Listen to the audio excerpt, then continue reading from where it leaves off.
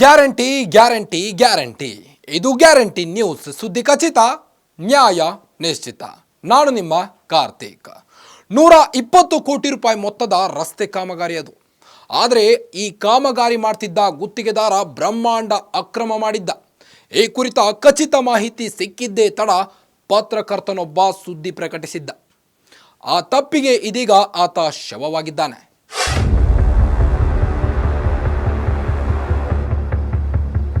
ಛತ್ತೀಸ್ಗಢದಲ್ಲಿ ಗುತ್ತಿಗೆದಾರನೊಬ್ಬನ ಬ್ರಹ್ಮಾಂಡ ಭ್ರಷ್ಟಾಚಾರ ಬಯಲಿಗೆಳೆದಿದ್ದ 28 ವರ್ಷದ ಪತ್ರಕರ್ತನ ಶವ ಅದೇ ಗುತ್ತಿಗೆದಾರನಿಗೆ ಸೇರಿದ ಸ್ಥಳದ ಸೆಪ್ಟಿಕ್ ಟ್ಯಾಂಕ್ನಲ್ಲಿ ಪತ್ತೆಯಾಗಿದೆ.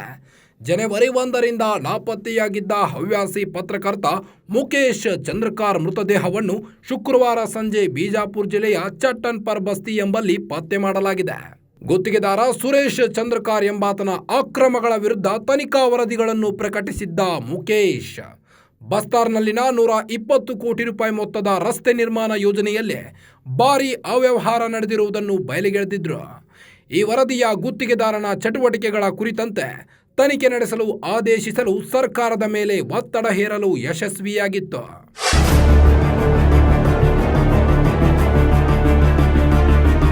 ಪತ್ರಕರ್ತ ಮುಕೇಶ್ ಜನವರಿ 1ರ ರಾತ್ರಿಯಿಂದ ನಾಪತ್ತೆಯಾಗಿದ್ರು. ಗುತ್ತಿಗೆದಾರ ಸುರೇಶ್ ಚಂದ್ರಕಾರ್ನ ಸಹೋದರ ರಿತೇಶ್ ತನ್ನ ಕುಟುಂಬಕ್ಕೆ ಸೇರಿದ ಸ್ಥಳವೊಂದರಲ್ಲಿ ಮುಕೇಶ್ ಜೊತೆ ಸಭೆ ಆಯೋಜಿಸಿದ್ದ. ಆದರೆ ಇದರ ಬಳಿಕ ಮುಕೇಶ್ ಫೋನ್ ಸ್ವಿಚ್ ಆಫ್ ಆಗಿತ್ತು. ನಂತರ ಮುಕೇಶ್ ಅವರ ಅಣ್ಣ ಯುಕೇಶ್ ಚಂದ್ರಕಾರ್ ಅವರು ಪೊಲೀಸರಿಗೆ ದೂರು ಸಲ್ಲಿಸಿದ್ರು.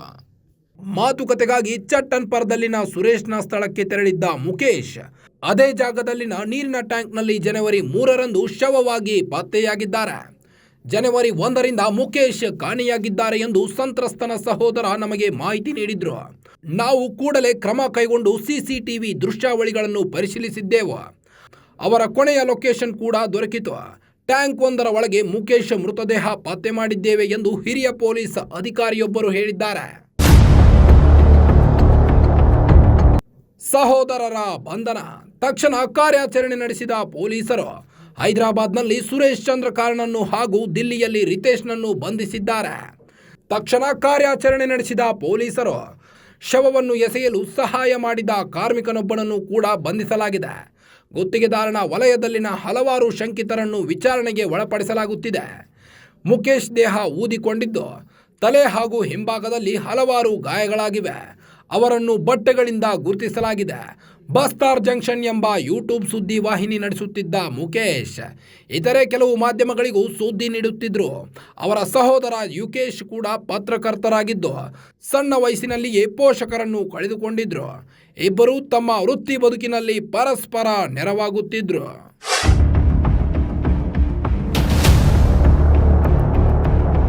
ಛತ್ತೀಸ್ಗಢ ರಾಜ್ಯದ ಬಿಜಾಪುರ ಜಿಲ್ಲೆಯಲ್ಲಿ ನಡೆದ ಈ ಆಘಾತಕಾರಿ ಘಟನೆ ಇದೀಗ ದೇಶದಾದ್ಯಂತ ಸುದ್ದಿಯಾಗ್ತಿದೆ.